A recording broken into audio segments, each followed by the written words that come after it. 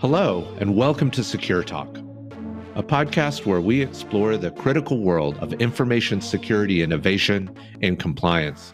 I'm your host, Justin Beals, founder and CEO of StrikeGraph. Together with our expert guests, we'll provide you tools and tips to help your business thrive in the rapidly evolving cybersecurity environment. Hello, everyone, and welcome to SecureTalk. This is your host, Justin Beals. I'm the CEO and founder of StrikeGraph. Today, we're going to be talking about security awareness training. Security awareness training has been around for quite some time. It's especially emerged as a prominent issue as we saw a rise in phishing, where essentially our staff and teams, as they gained more access to critical systems, became a target for hackers in pursuit of a major data breach. One of the most commonly executed forms of awareness training is quite simply that all hands once a year, when your security leader comes on and provides a PowerPoint presentation, usually covering major important topics like what types of assets are we collecting, how do we keep them safe, and what to look out for where a hacker may be trying to engineer an outcome such as a data breach. Of course, we usually leave these particular training sessions with a mix of apathy and angst, and try to get back to our day-to-day lives of doing the work that we need to accomplish. But what we know is that this form of security practice by all of our teams and all of our staff is actually critical to mitigating threats. 98% of common data breaches include some form of social engineering in executing the breach. And so it is an incredibly common theme and an incredibly easy target for hackers because we humans are just as programmable as some of the machines that we work with. Today, we're going to be meeting with Craig Taylor. Craig is the CEO and co-founder of CyberHoot, a SaaS platform dedicated to promoting cyber literacy in a positive educational setting. The company primarily focuses on supporting managed services providers and the small to medium business market. Craig has served as a virtual chief information security officer for several years and was the lead information risk manager for Computer Sciences Corporation during the development of their cloud hosting division. He has held the Certified Information Systems Security Professional certification since 2001.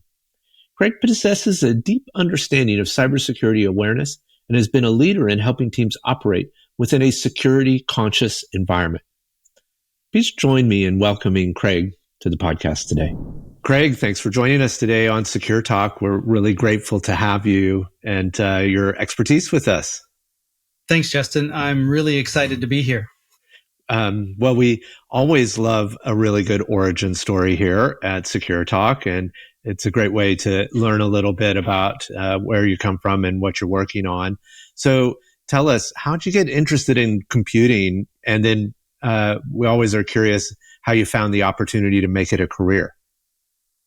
Well, you're going to date me if I answer that question from the beginning. I had an Apple IIe back in the mid-'80s, and that was a really brand new computer, and people were just trying to figure out, what is this thing? So I kind of played around with that, but, I have a real love of learning and teaching and coaching and education. And I went into school, and I studied psychology of all things, learning what motivates people to learn, how do they learn, different learning styles.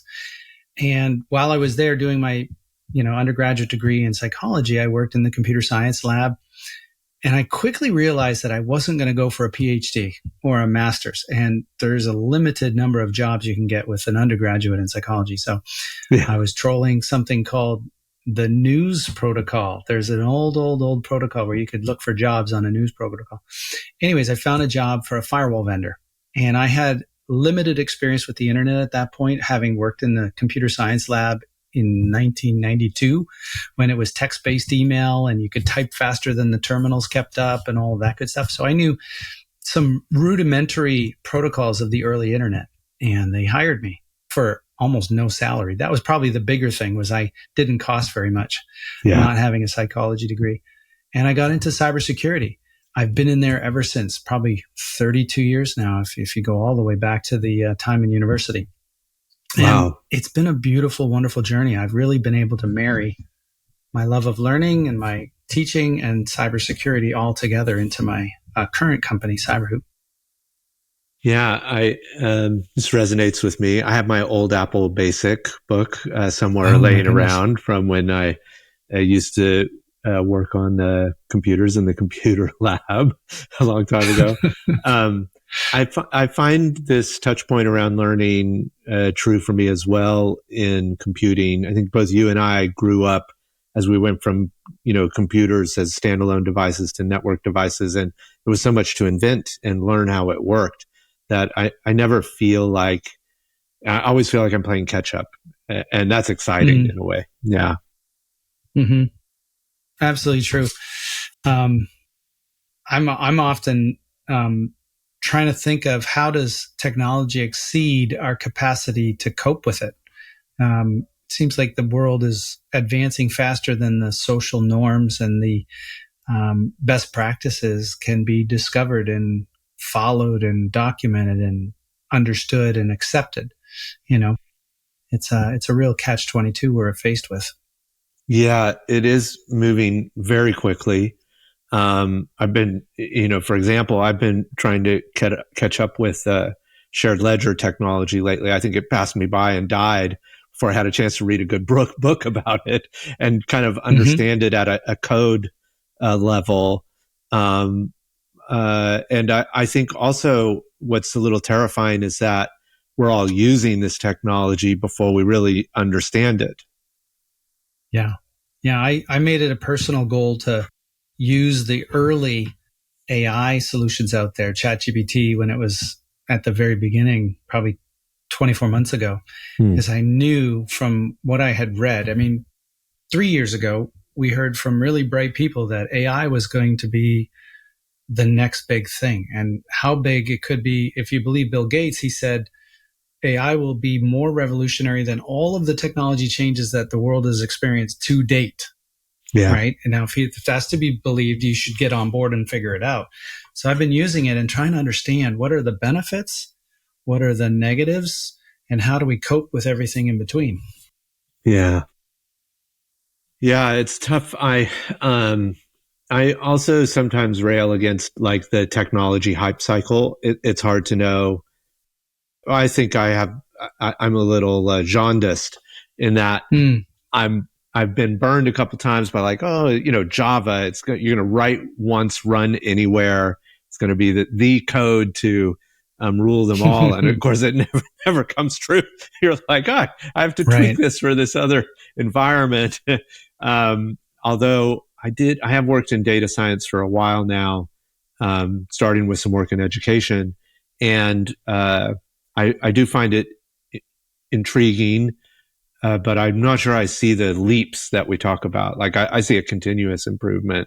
But I do think people are catching on to what's powerful about it and what it can do. Are you still using ChatGPT in your day-to-day work? Is it a part of? Oh yeah, every day. I have a tab open now. I use it to find out more about StrikeGraph and what your company does. I use it when I'm going on a pre-sales call to understand in a single paragraph what the company does and is and what their cybersecurity concerns might be when I'm talking to them. Our background, we're producing AI videos with scripts that I write through ChatGPT, and then AI builds the video actually afterwards.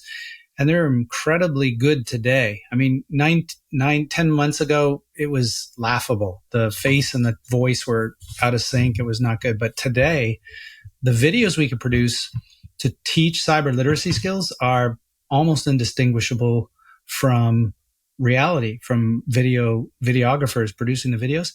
There are some telltale signs, like for some reason, AI can't spell.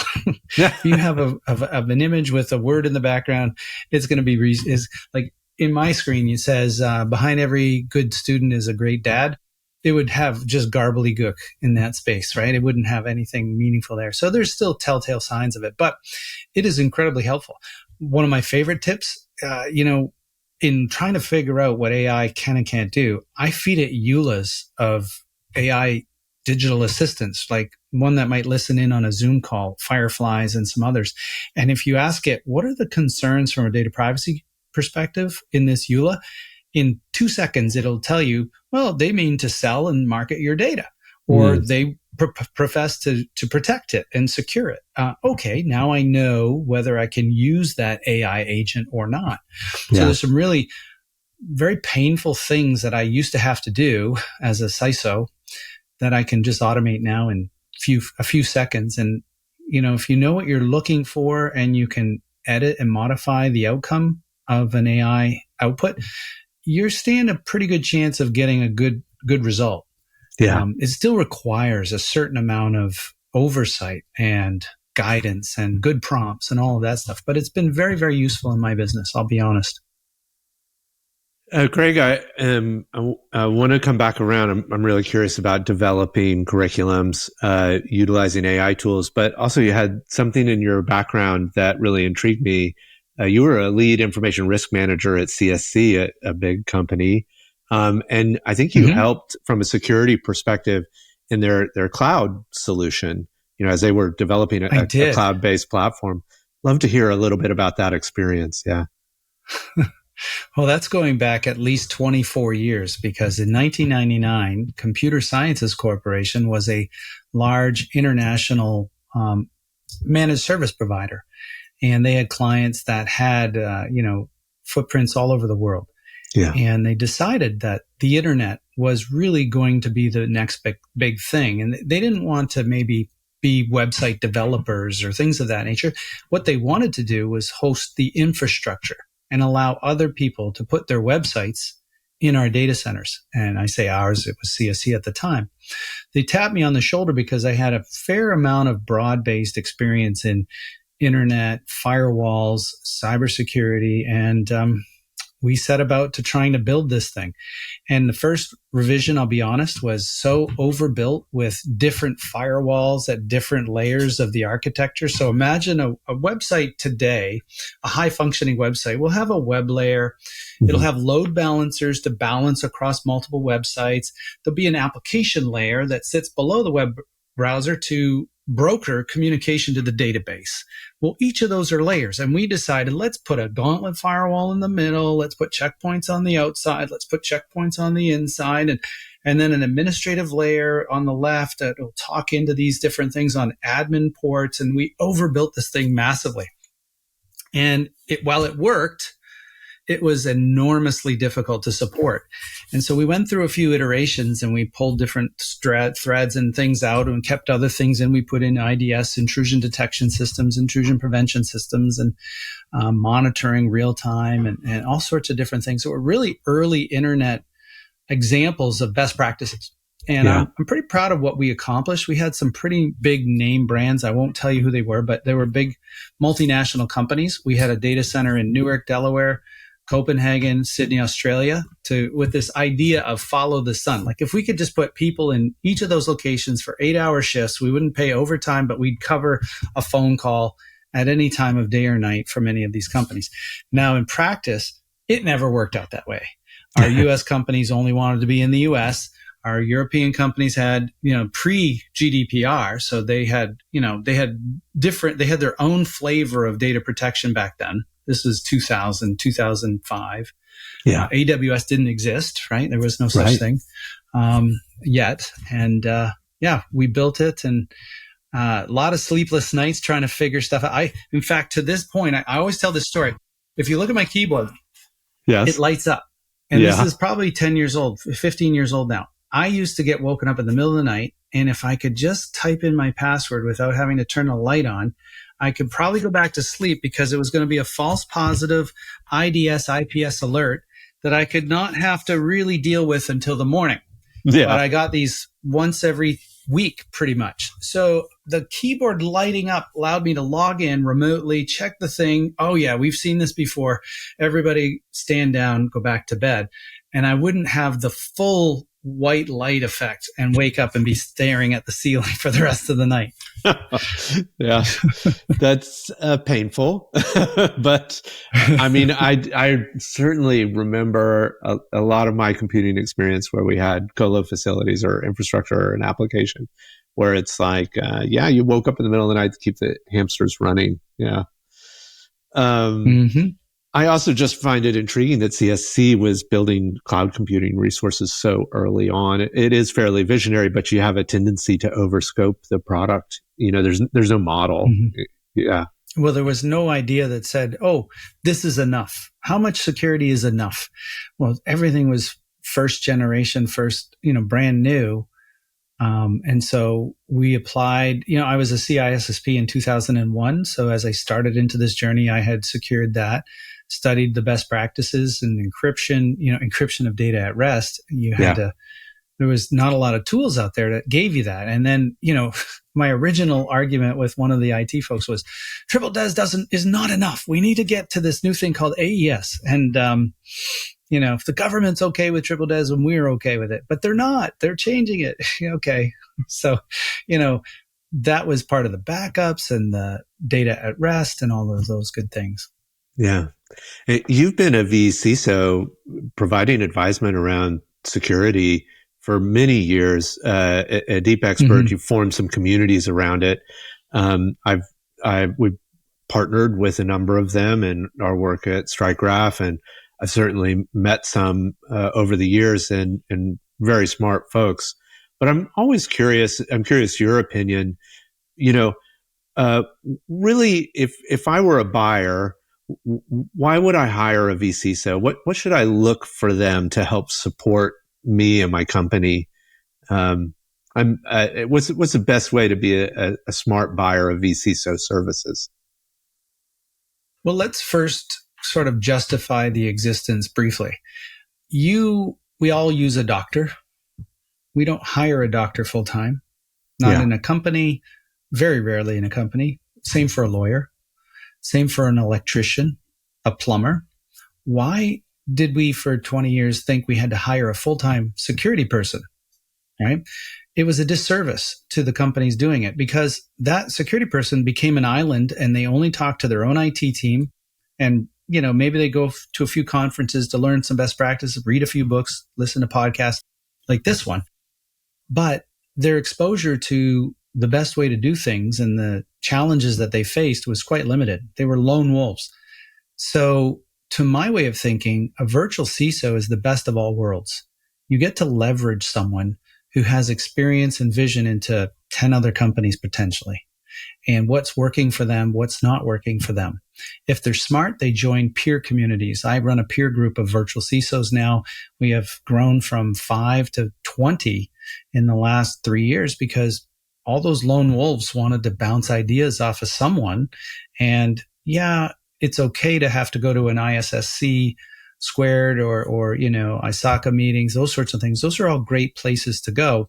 But from the comfort of your own home on a Zoom call, it has proven to be extremely valuable. So the case to be made for a virtual CISO is powerful from that perspective, but there's a shortage of good cybersecurity expertise in the marketplace today. Any research that you do on this shows that there's more demand for people with your skills in mind than can be met. And if people are hiring them full time, then they're further exacerbating that problem. So a virtual CISO is a better way to serve the needs of the global community of businesses while spreading us a little thinner, giving us more exposure and experience, and serving that shortage of expertise and talents. Now, the company benefits because it costs less money. You might be a small to medium-sized business, and the most you need is 3 hours a month of consulting to fill out a questionnaire on cyber insurance, to handle a rare case of a security incident, to build some governance policies, to do some awareness training if you don't have an automated tool, to make sure the technology stack is covering all the bases, backups and data locations and, privacy requirements, a privacy policy on your website. How does that work? All of those different little things, 3 hours a month, and you might be golden. It won't be cheap hours. I would say that you're going to have to look at $200 to $300 an hour for those 3 hours, but it's a lot better than a, $180,000 salary at the low end. For real, like for someone with your experience, you're talking $350,000 for a full-time position. Yeah. And as well, is there that much work when you're a smaller concern, say sub 100 employees? Right. Also depending on what you're doing. That's excellent. And do you think about these as long-term relationships with your vCISO, someone that you're always, building a rapport with, building an understanding with? Yeah, as long as the relationship is working, it is a long-term relationship. At CyberHoot, we developed a product that does the cyber literacy training, but we funded the development of that product on the backs of our virtual CISO offering. Years ago, we had two separate companies, and before we had product market fit on the product, we weren't making enough money on it. We had a very effective virtual CISO offering. So we combined companies, and the experience, the being in the trenches of a virtual CISO engagement for 24 companies really helped us inform the product's development to meet the needs that we were seeing every day, every week, every month. And it was a beautiful marriage, and it funded the development of a product that now has excellent product market fit. People really appreciate and enjoy the cyber literacy training that we do with a positive reinforcement approach. We can talk about that sometime, later. But the virtual CISO is what helped it happen. And, my background in that has just been a beautiful experience because we've helped so many companies. One of the companies that I started out with 7 years ago still remains a vCISO today. Yeah. Now, like you, I'm a CEO of our company. I've had to hand that off to someone else. I happen to find a gentleman. I'm wondering how much I can tell you about him. Let's just say he ran a $20 million budget at a major medical manufacturer for many, many years. And he's semi-retired, but he wants to keep his mind sharp. He wants to help the community out. And he said, you know what? I'll subcontract to you, Craig, and I'll help you run these different companies. So I put him in charge there. And he's amazing. Sometimes he's a little over the top because when you have 20 million and 20 people, that's more than a mid-market company with 250 people can really, they can't go to the same level of specificity, process, change management, and et cetera. So we kind of have this healthy conversation around how much change management is enough for a company of that size, Yeah. Actually, I love that you started chatting about CyberHoot a little bit. First of all, I think it's very powerful that you made this transition from a services to a product business. It's incredibly hard to pull off. So kudos, Craig. Not an easy task at all. And tell us a little bit about CyberHoot. I know that your background in psychology has probably helped, but how have you kind of focused on differentiating cybersecurity awareness training on CyberHoot? Well, if it's all right with you, I do owe some credit to the co-founders that joined me to build CyberHoot because they're Please the share ones the kudos. that did Yeah, it's good. They did the heavy lifting, right? I wish I could take credit like I was some Steve Jobs and they were the Wozniaks, but that's not how it is. They had so many great ideas and they've done such a beautiful job of building the tool. They're really good listeners. So Brad Margist and Chuck Taylor, no relation to me. We all worked together years ago at CSC, funnily enough. And we had a good experience there, working in different flavors in that web hosting arena, the early days of the internet. And, we've parted ways, and I went to JP Morgan Chase and I worked at Vistaprint. And then we sort of figured out, it's time to be our own boss. Let's take all this knowledge we've gained in these early internet experiences and do something to make a difference in the world for the SMB community, for the small to medium-sized businesses of the world that were at the 10 years ago when we founded CyberHoot, they were left behind. There weren't really good automated solutions that met the needs of those companies. There were really good solutions for multinationals and people that could afford 10 people to administer and roll it out and fix it and troubleshoot it and all that sort of stuff. But what we set out to do was build a product that was 100% automated, that dealt with basic cyber literacy skills around phishing, password hygiene, social engineering, and then threw in a variety of other topics that were germane to cybersecurity, but you didn't have to hit them on the head with it every month. Things like removable media. Why is a little USB stick a really dangerous thing if you find it in the parking lot, elevator, lunchroom? You can't stick that in. not many business owners have watched Mr. Robot to see what can happen when you do that. But it's a really bad idea. Don't do it. Give that to your IT department or your MSP. So we built CyberHoot together, Chuck, Brad, and I, and they've really built a magical product that I take credit for adding the positive reinforcement methodology, kind of through one of those aha moments, Justin. We had been working with attack phishing or the fake email phishing to the inboxes, and it was what we had built just didn't cut it for what was on the market. There were better products out there, and we kept struggling to try and figure out, how can we make this better? How can we beat the competition? And something went off in my head where I had a coin, and on the one side was, in my mind, negative reinforcement. What is that? Negative reinforcement training says we're going to punish bad behaviors to reduce those behaviors. Imagine a dog with a shock collar that you don't want to leave the yard because there's a road right there. And if they left the yard, they could get run over. It's a really tragic, terrible outcome. So we need to make sure they never leave the yard. Put that shock collar on, you'll drop that behavior. Barring a squirrel chasing across the road, I've seen some dogs that just ignore the shock collar and chase the squirrel. You're going to tamp down that bad behavior. That's what we were trying to perfect and fix. And that's what the entire industry, quite frankly, for the last 20 years has been doing. It doesn't work. I can show you an empirical study today of 14,000 people over 15 months by the University of Switzerland in Zurich. And they concluded that attack phishing, or the fake email phishing as the industry commonly rolls out, actually has an unexpected side effect that leads to end users actually clicking more often, not less often. This is a $6 billion industry. Venture capital partners bought KnowBe4 for $6 billion and are, building this world of negative reinforcement training. So the aha moment was this, Justin. I said, well, there's another side to that coin, positive reinforcement training. What is positive reinforcement? Well, in the dog analogy, you go to the dog park and you take the shock collar off and you bring treats. And you say, okay, when the dog does something I like, I'm going to give them a treat.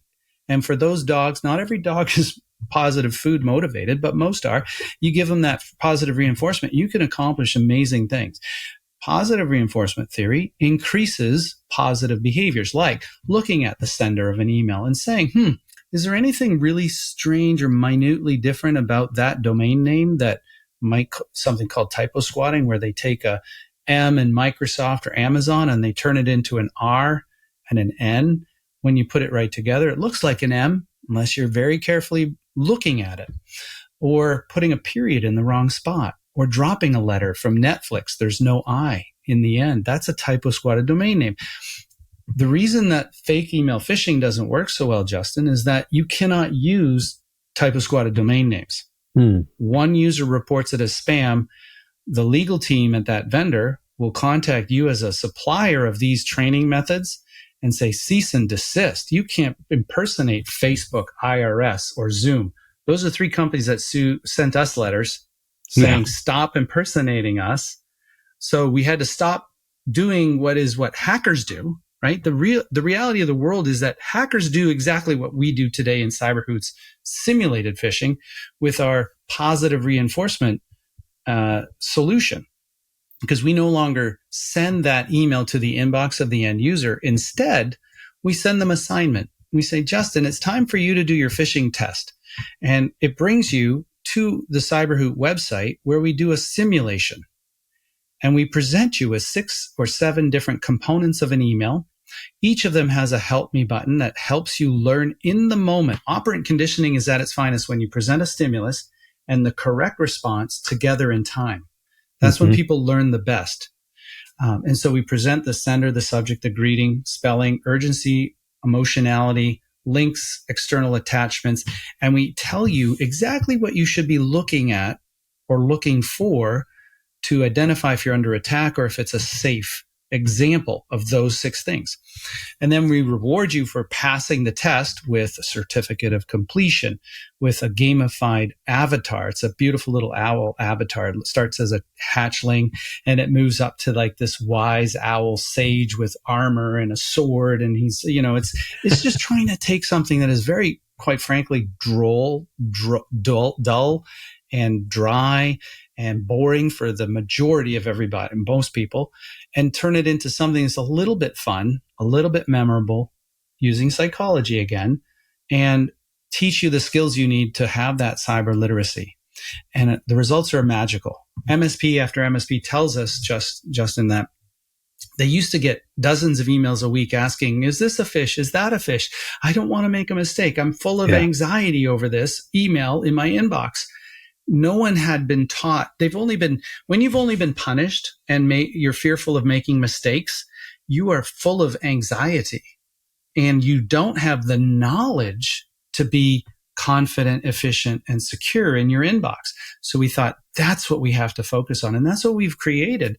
We even made a game out of it, something called the Hoot Fish Challenge, which I will send to you if you want, and you can publish it in the show notes, and we can do a contest and crown a champion of Hootfish. But we've turned it into something fun. At the end of the day, it's educational and fun, and it doesn't erode goodwill. It builds confidence in the end users, and it's a win-win-win for everybody. I think cybersecurity training is terrifying in the way it's delivered to a lot of folks. I mean, the first is most people don't have a deep technical understanding, so they already feel like they're not knowledgeable and not successful, and starting from a place of ignorance and fear, therefore. And then you're right. The stakes are so high. If I click on this particular email, I'll ruin my company.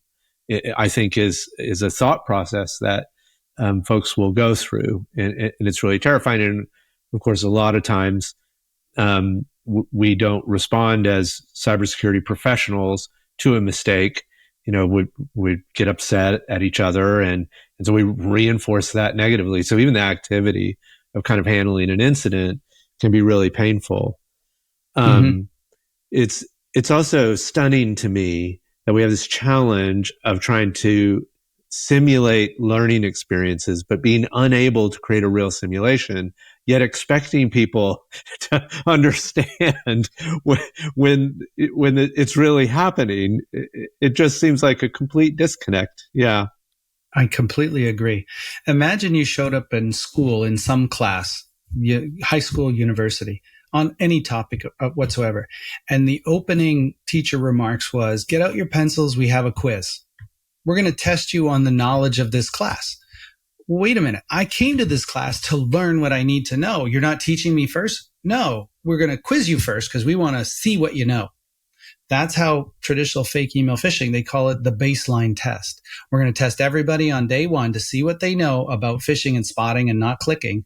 And that'll give us our baseline. So that in truth, the ulterior motive here is I'm an IT director of cybersecurity in my company, and I need to show progress. So if I have a bad baseline, I can show more progress over time.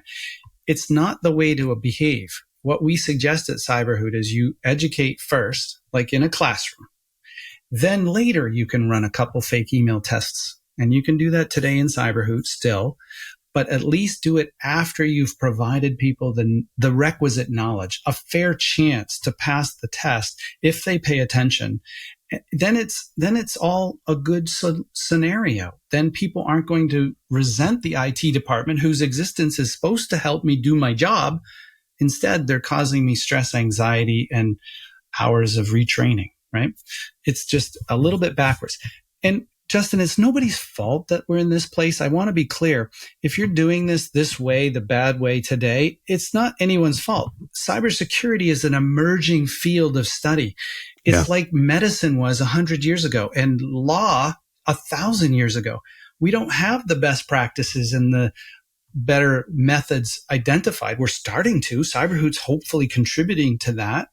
But we're trying to figure it out, no different than I was trying to figure out what's enough security in the CSC website 23 years ago. Yeah. So we hopefully live, learn, and get better at this stuff. I agree that like cybersecurity is playing a lot of catch up and that it is an emerging field, mostly because I think the industry of technology or computing is an emerging field, and it's constantly accelerating too. It's, not only are we kind of bringing innovation to bear, but we're exponentially increasing the rate of innovation along the lines of Moore's law. And if you're playing security catch up, which we have been doing, I mean, let's face it, we put a lot of software out on the network that does a lot of very powerful things.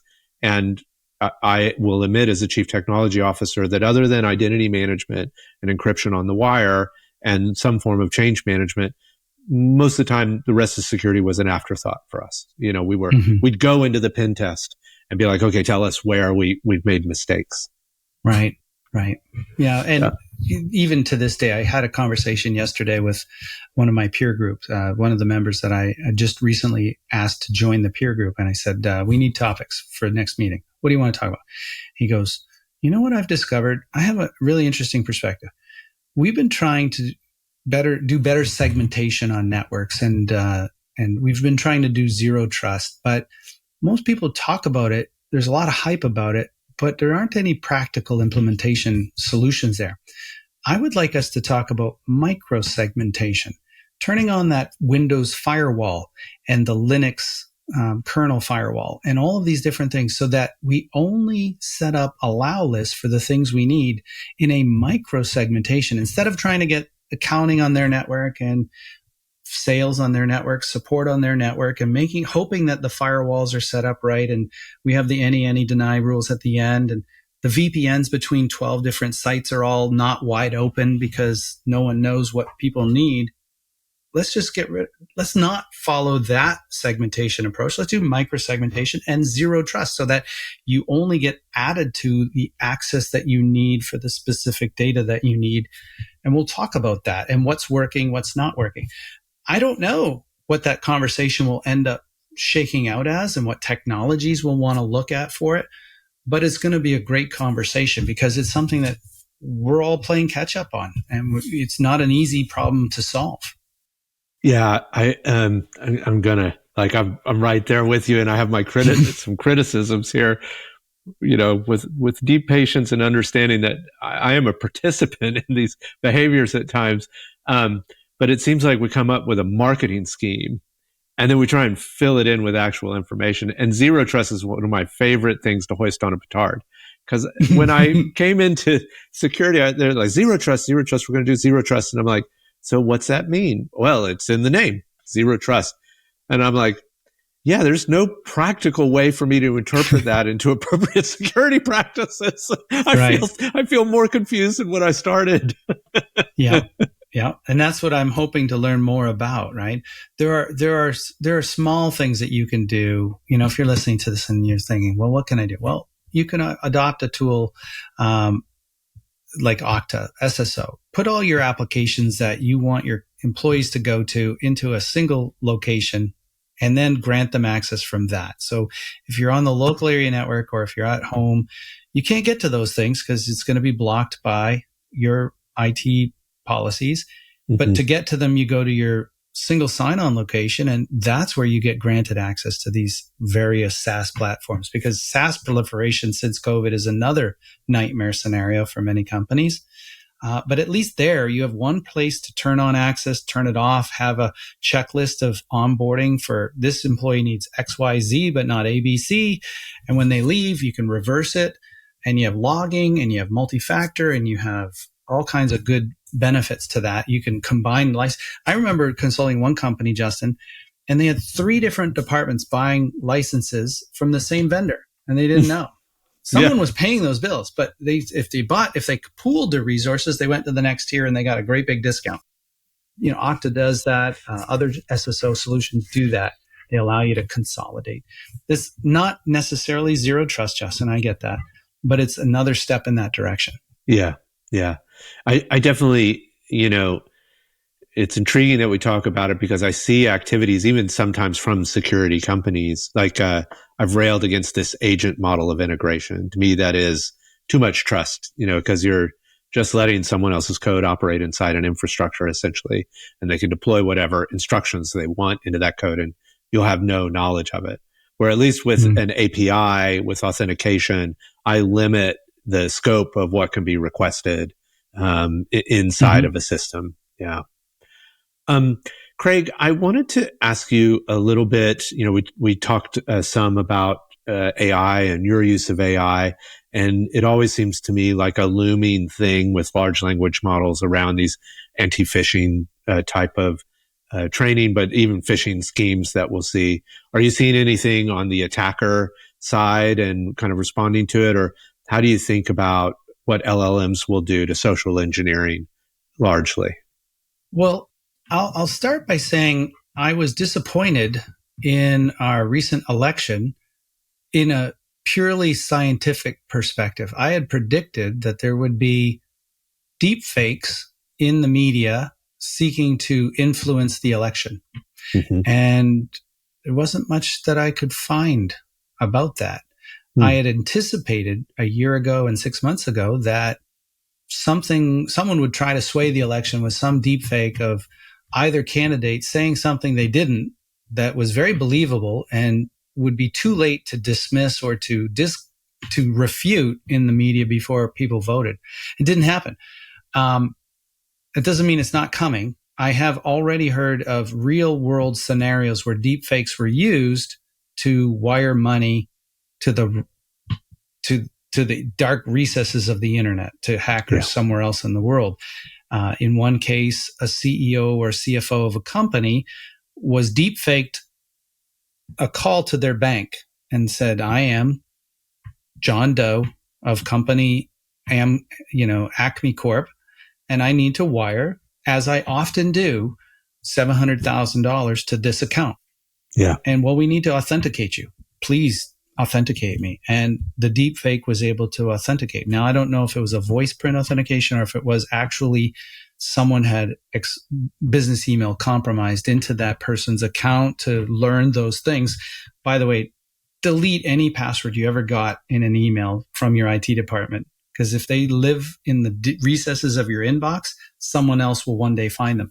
So 700,000 was wired to the wrong place through the use of AI and a deepfake. Those sorts of things are happening in extortion cases quite regularly now, where so I don't have grandkids.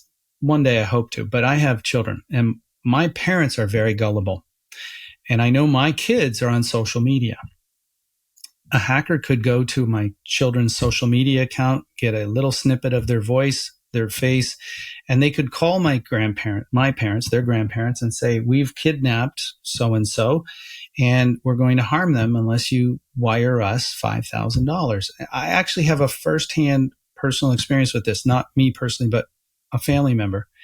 And fortunately, I've done some education with my siblings and them. I got a phone call and he says, "What do we do about this?" And I said, "Well, why don't you call your son right now with your mother in the car and see if he's been kidnapped, please." And so they dial on the speakerphone, "Hi, so-and-so." And the grandson picks up and says, "Hi, Grandma, how you doing?" "Oh, I was going to the bank to get $5,000 for you. I thought you were kidnapped." "No, I'm super fine. In fact, I'm nearby. Do you want to grab lunch?" "Oh, sure." These things are happening all the time. So as a side note, have a secure code word with your grandchildren that if they don't know it, it ain't them.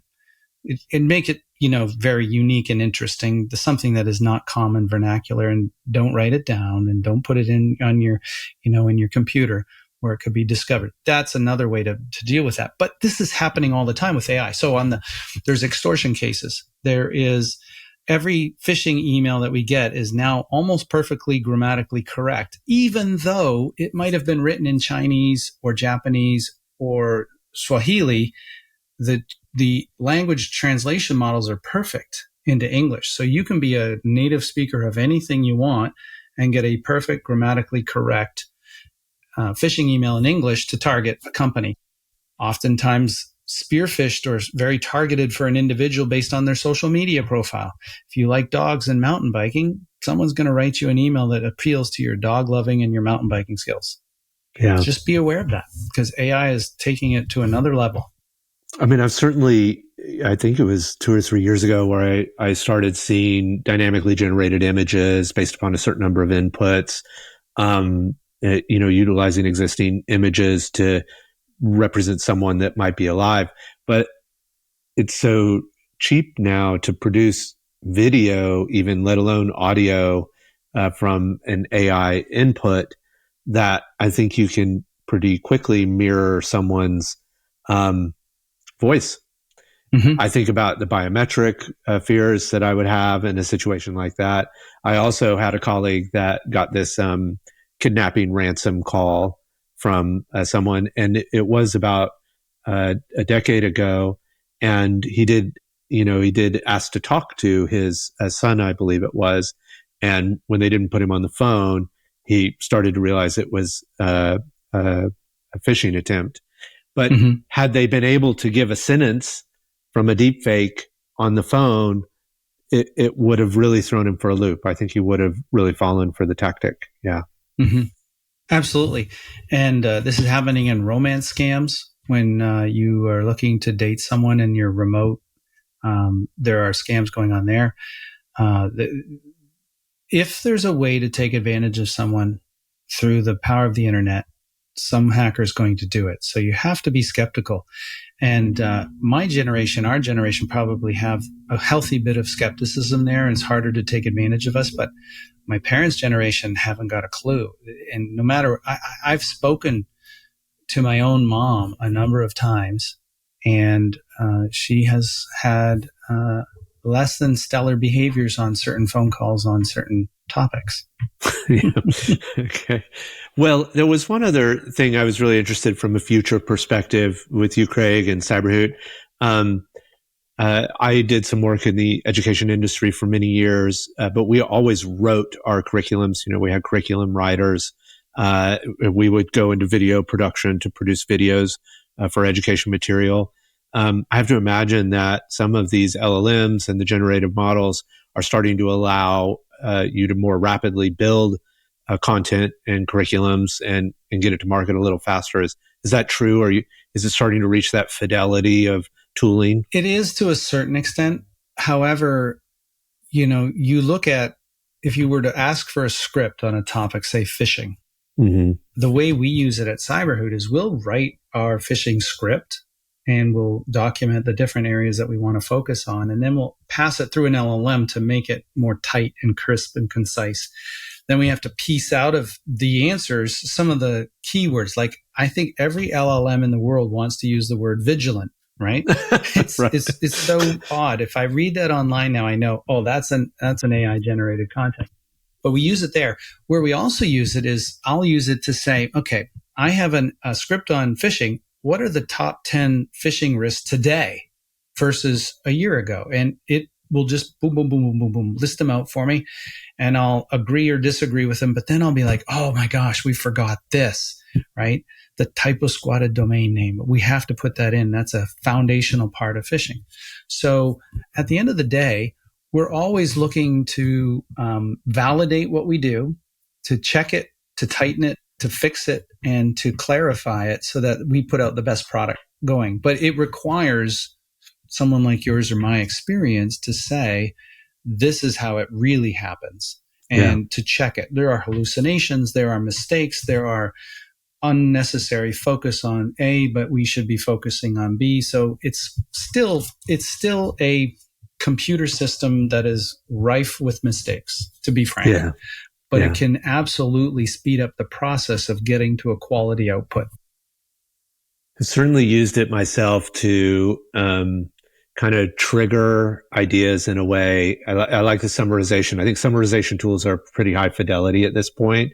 And then, but it'll be more like, for example, for the podcast, I might be like, hey, I'm looking for a title, and I can give it a transcript, but I'll ask for a bunch of ideas. I'll usually select none of them, but I'll take an aggregate of the couple that I liked and turn it into something that I like. Yeah. Right. Yep, that's exactly what we do. Where it really helps too is the generation of video content is getting so much better than ever before. It's not quite like Pixar, but it's definitely better than what I'm used to seeing in the past. So there's really a lot of ability to sort of in internet time address the emerging threats that are out there with a new topic video on something like, for example, had a customer last week say, we just had a person almost click on a QR code in an SMS text. They were starting to fill out the HR change of address forms, and then they thought, this is not quite right. Something's off. Yeah. But we had to do a quishing video, QR code phishing, and the results were amazing in very quick order. Okay. Craig, it's a real pleasure to get to chat with you today. We deeply appreciate you bringing your expertise on cybersecurity and cybersecurity awareness training to the podcast and our listeners. Thanks for joining us. My absolute pleasure, Justin. It's really nice to see someone else with the same passion about educating. I love that you have a background, if I may say, in theater, and you bring that beautiful benefit, knowledge, expertise to your business and to even the interview process. It's really been a treat for me. Thank you. My pleasure. All right. Till the next episode, Craig. Thanks for joining us today.